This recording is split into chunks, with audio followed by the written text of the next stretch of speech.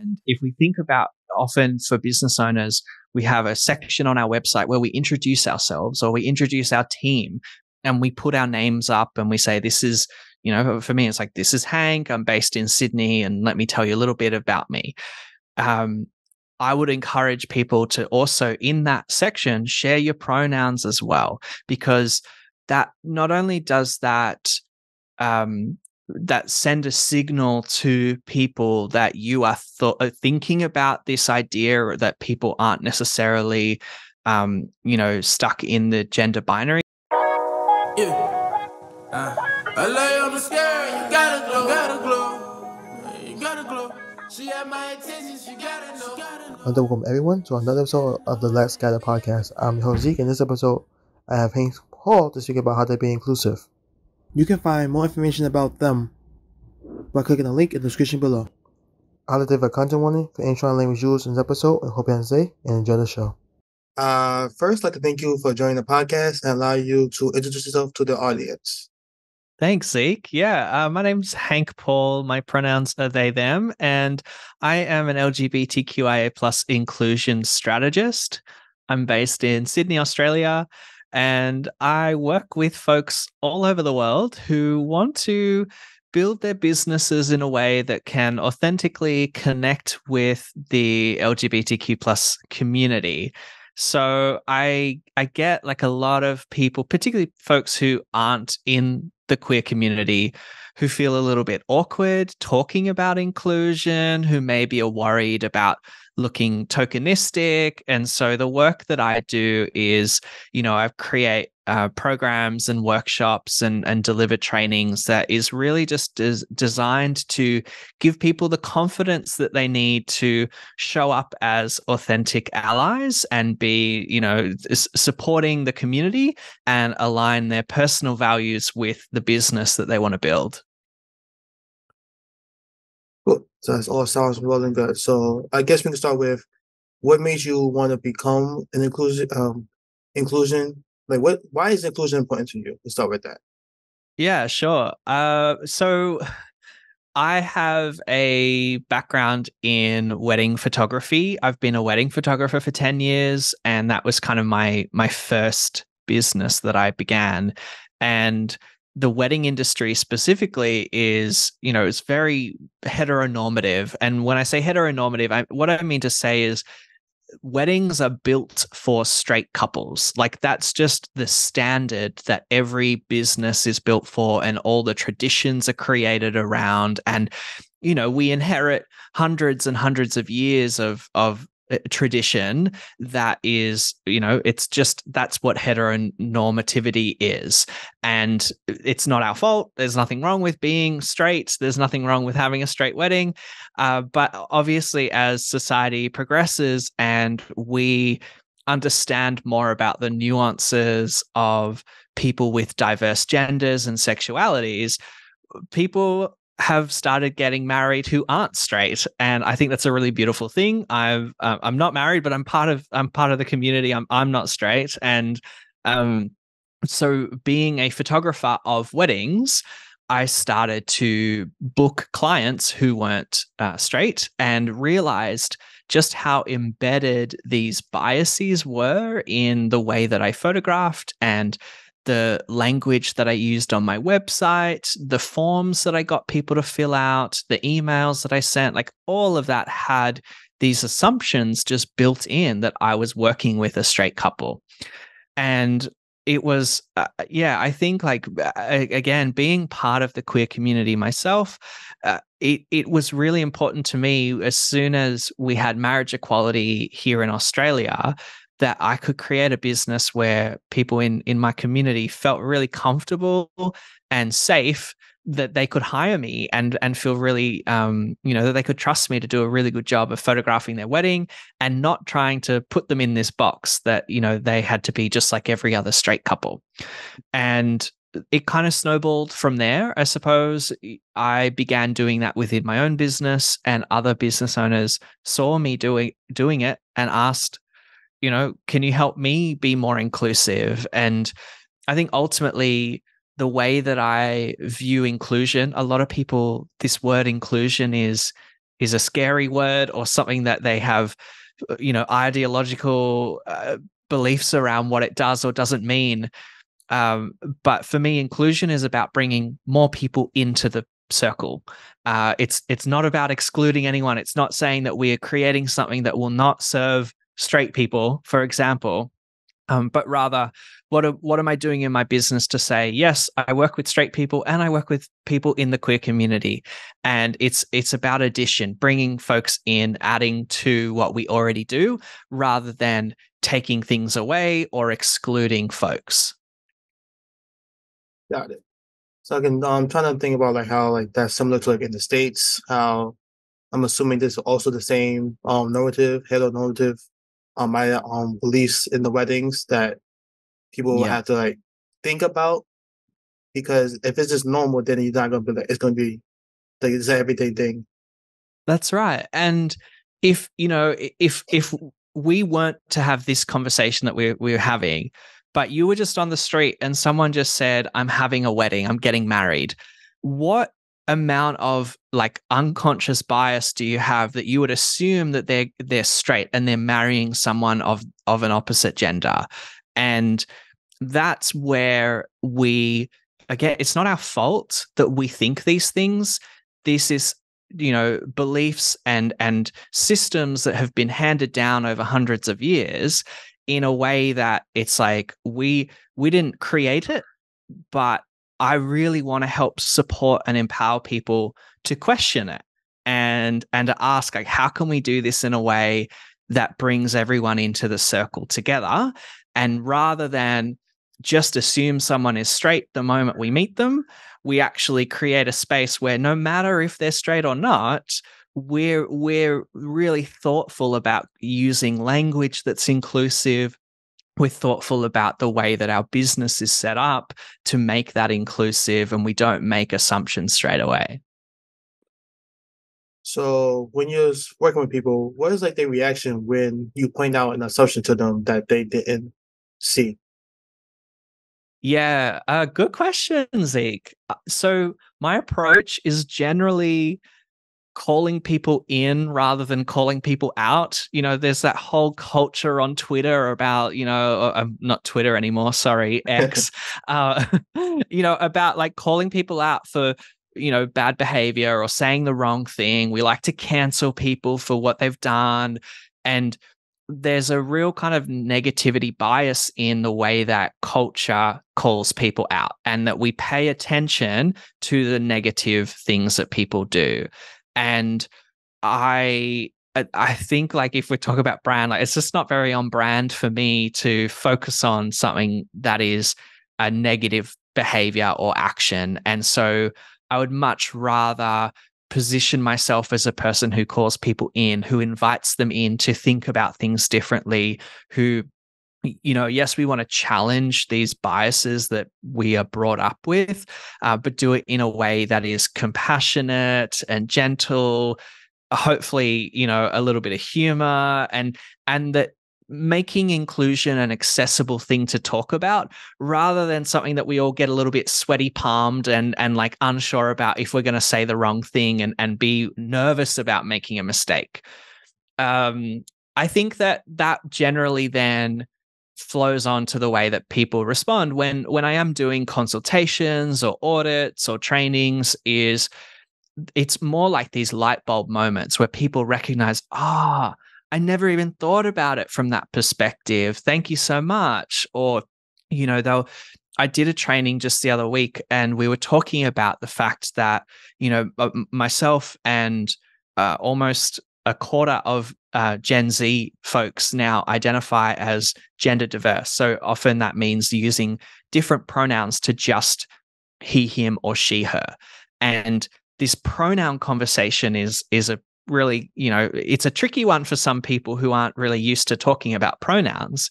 And so I was talking about the fact that I use they, them pronouns, and that doesn't break the English language convention of singular versus plural. People say, oh, they, them is a plural. We're talking about a group.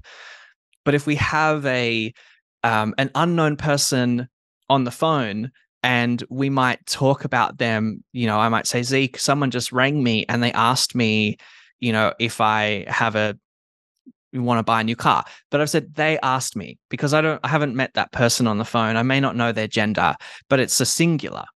And so it's some of those light bulb moments that I see in the people that I work with of, oh, that's right. I do already use they, them pronouns in the singular, and I can apply that to a person's personal pronouns.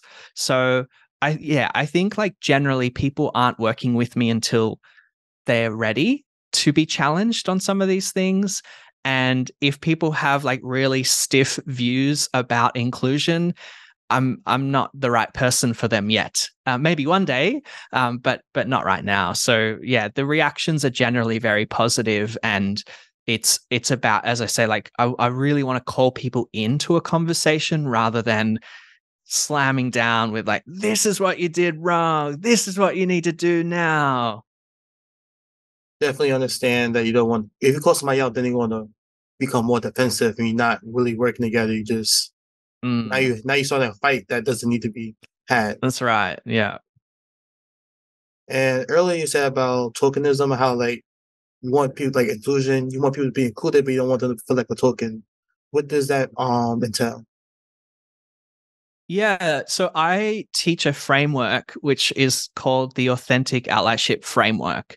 And there's kind of 3 pillars of that, which when you add them all together, that's what equals authentic inclusion, or what I would call authentic allyship, because my focus is on training allies and supporting allies. So the 3 parts are amplification and awareness and action. Sorry, I got them in the wrong order. That's why I was like pausing. So sorry. I want to start awareness, amplification, action. So I'll walk you through if you're interested. Awareness is around that like self-reflection. It's about educating yourself. Maybe you need to go and do some training, or you want to, just meet people in the queer community, spend some time in the queer community, go to a drag show, like those sorts of things. That like, it's just about making sure that you understand when we talk about LGBTQIA plus people, what does that acronym mean? What's the difference between gender and sex? What's the difference between sexual orientation and romantic attraction? Like there's a lot of terminology and language that comes with understanding what it means to be queer. And so that really comes under that piece of awareness. Then the second pillar is amplification. And that is where I think one of the strongest things that we can do as allies when we don't know what to say, or we're afraid of saying the wrong thing, we can just use what platform we have to elevate and draw attention to other people who are much smarter than us, or have articulated something in a way that we really like, people who we learn from. And by amplifying the voices of people in the LGBTQIA plus community, whether that's sharing their posts on social media, whether it's, quoting them when we want to talk about things that are important to us, and referencing the work of other people, it's referring these important leaders and educators to our friends and family if we're having hard conversations. And hey, maybe you don't understand this concept. Someone who could teach you more about this concept is blah, blah. So amplifying and lifting up those voices and making sure that those voices are part of this conversation when it comes to the inclusion of the queer community. And then the final piece is action. And action, I mean, I hope that's like fairly self-explanatory, but it's once we've done that educational self-awareness piece, we've also partnered with people who are in the community and we've uplifted them and amplified their voices and their perspectives. Then it's, what do we feel compelled to do and show up as allies on a regular basis? Because allyship, it's not something that you tick the box and you move on. Like, we want to make sure that it's a part of our identity, that we will consistently show up as allies for marginalized people. And in this case, my lived experience and my expertise around, showing up and being allies for the queer community. So action is what changes do you make in the policies that you create at work? What changes are you making on your website to be more inclusive? How are you, celebrating the days of significance, such as during Pride or Transgender Day of Awareness, or how much money are you spending, with queer-owned businesses, and so on. There's dozens of different things that you could be doing that are proactive actions to take to show your allyship. So on the question of tokenism, or whether or not what you're doing is just virtue signaling, or some of these phrases that get thrown around, my belief is that if you personally are focused on those three pillars of awareness, amplification, and action, right in the middle of those three things, that's what I would consider authentic allyship. Yeah, it's more of learning and relearning when you have to, and then helping those who are better or have more knowledge to let them speak if you don't have the like the education or the words to say, and then making sure you're helping out when you can. Mm. Yeah, I think that's a pretty good way of summing that up. Yeah. Got it. And when you say like websites and businesses like policies to make them more inclusive, what are like some things that people can do? Good question. So I have a workshop that I sell, which is called Inclusify My Website. And in Inclusify My Website, I teach you just like 5 main strategies of things that you can do to update your website. This is your business website, to be more inclusive of LGBTQIA plus people. And generally speaking, these are very small things that aren't going to alienate people, but rather they are going to just send really strong signals that you understand the importance of inclusion to, the queer community. So, for example, we talked about pronouns earlier, and one of the things that I think is really, really powerful is when folks, whether they are part of the queer community or not, when people share their own pronouns. And if we think about, often for business owners, we have a section on our website where we introduce ourselves or we introduce our team, and we put our names up and we say, this is, for me, it's like, this is Hank, I'm based in Sydney, and let me tell you a little bit about me.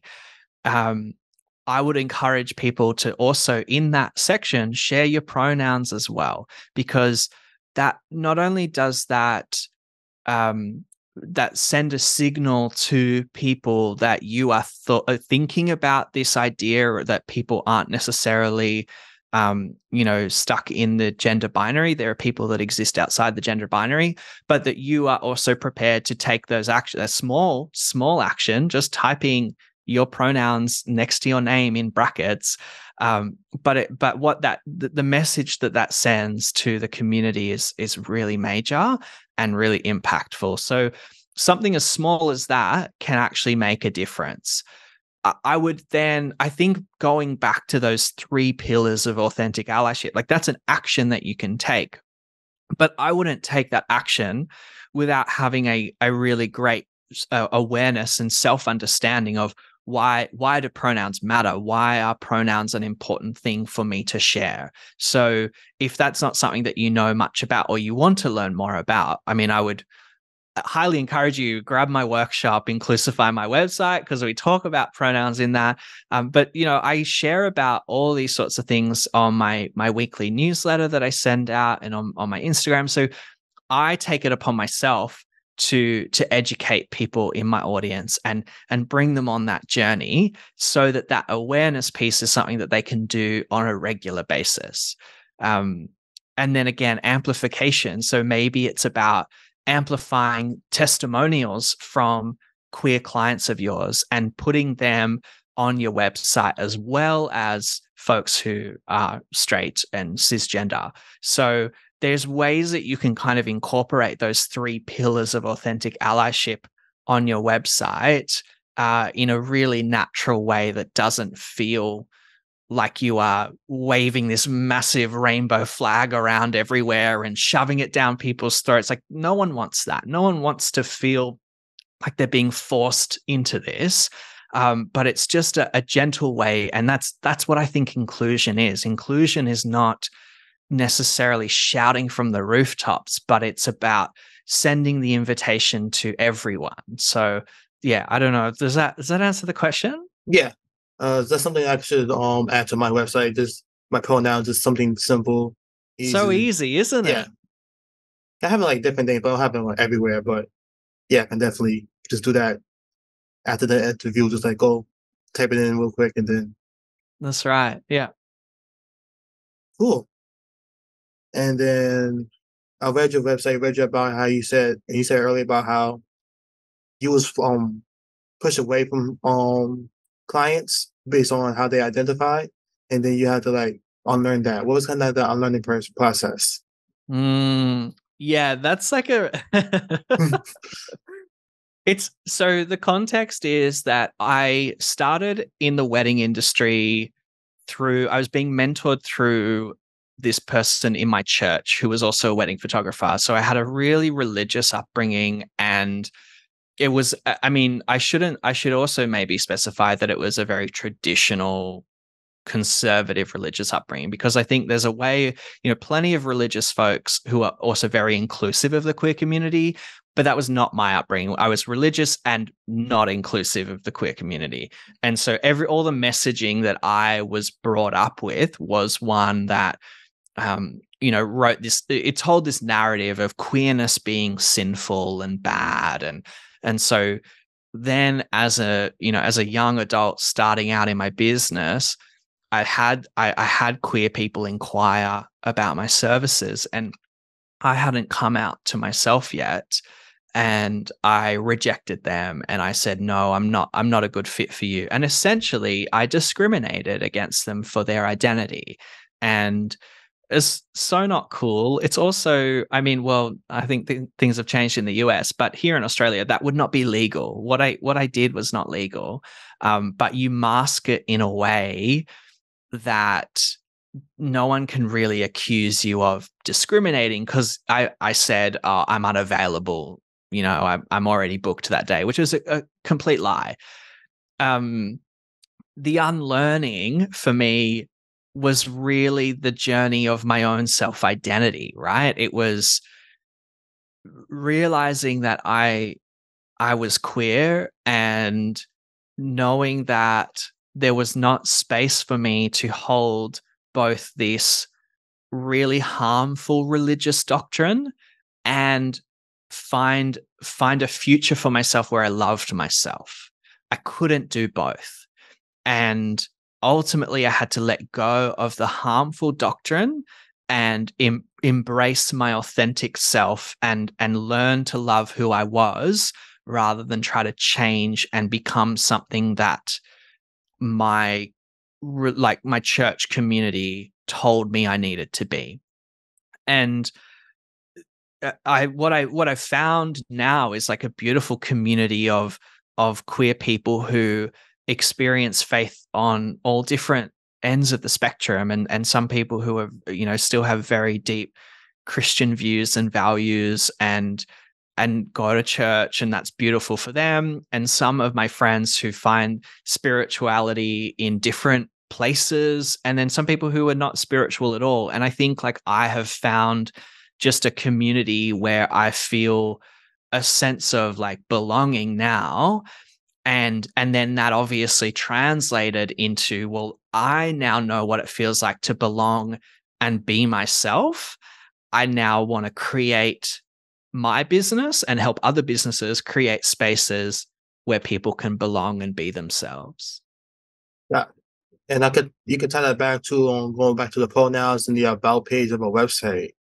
You don't know who somebody is on their journey, and so having like a business say there, person in the business with their pronouns might make them feel better or make them feel more comfortable with them saying their pronouns, and then that could trickle down to somebody else. That's right. And the pronouns are such a small thing, but there are bigger things that business owners can do if they want to be really clear about what they value. And so something that I teach is around writing an inclusion statement. And that would be something that would typically sit in the footer of your website, right at the bottom, that you would have something that represents your brand and what you value, and the fact that as a company or as a business you do support everyone regardless of their gender identity or their sexuality. But I mean, I'm also in favor of extending that to say, if I bring it back to wedding photography, I'll photograph your wedding regardless of your gender identity, your sexuality, your race, your religion, your body size. Like that's a statement that I have on my website to say I do not discriminate in any of these regards. And that that sends a really clear message to the people I want to attract, that I then now I end up photographing a lot of diverse weddings from all over the spectrum, because people just see that and go, oh, it doesn't matter that, I'm having this religious ceremony or not. It doesn't matter that I am, that I'm gay and having a same-sex wedding. Like, none of those things are factors for people to feel uncomfortable around me. And so I make that really clear. So some business owners choose to be really explicit about that through an inclusion statement on their website as well. Got it. Definitely. Is there anything that I didn't ask that you want to talk about? I think one of the biggest things, and we touched on it a little Hmm. bit, Zeke, was for a lot of folks who want to be allies, they feel nervous or uncomfortable. And at the root of that is usually a fear of making mistakes. Hmm. And people want to say the right thing, but if they're afraid of saying the wrong thing, they generally just don't say anything at all. And one of the biggest messages that I would like to just amplify to the world is, being an ally means you will make mistakes. Like, we all make mistakes. And again, it's not your fault that we inherited this world that has created an environment where queer people are marginalized. Like, we didn't do this on purpose. We were born into a world that had created these systems. And so in order to kind of break those systems down a little bit and question it, there will be mistakes along the way. We will feel uncomfortable. We'll probably get someone's pronouns wrong along the way. We'll probably, assume someone is straight and then get awkwardly corrected by them in conversation. Like, that's going to happen. And there's not a lot that we can do to stop that from happening ever. But I would encourage folks, if you're interested in letting your business and your life be more aligned to your values and you want to be more of an ally, just embrace those mistakes as learning opportunities, and really just try to keep that open growth mindset when mistakes happen. Be quick to apologize, be really humble, and try not to let your ego get in the way. And if you can bring that mindset, you're going to do really well as an ally, because again, it's a journey. We're all learning all the time. We're not all going to be perfect from the get-go or ever. So mistakes are normal. It's part of the journey. That's probably the last thing I'd add. Got it. It's always going to be a learning. It's always going to be Yeah. learning. Yeah. And Cool. that's human. That's to be human, is to be learning. Got it. Are there any questions you have before we go to the closing? I don't think so. I mean, how has this landed for you? How do you feel having this conversation? I feel like there's some things, again, like I said earlier, there's small things I can do just to let everybody know where I'm at on Mm, how I want to be an ally, and then feel, yeah, that's the main thing I took from it. And other than that, it's more how, if somebody I meet is on their journey of awareness, then how I can help them in that aspect yeah. of it. Yeah, that's great. Cool. So, where can people find you, and what can they get? Or bot. Yeah, Yes. please find me at hankpaul.co on Instagram, and that's also my website, hankpaul.co. You'll find probably the most value in joining my weekly newsletter, which is aptly called Hank Mail. And every week I just send out, little stories of, lessons that I've learned, but also practical things that people can do to implement, either in their business or in their just day-to-day lives around allyship.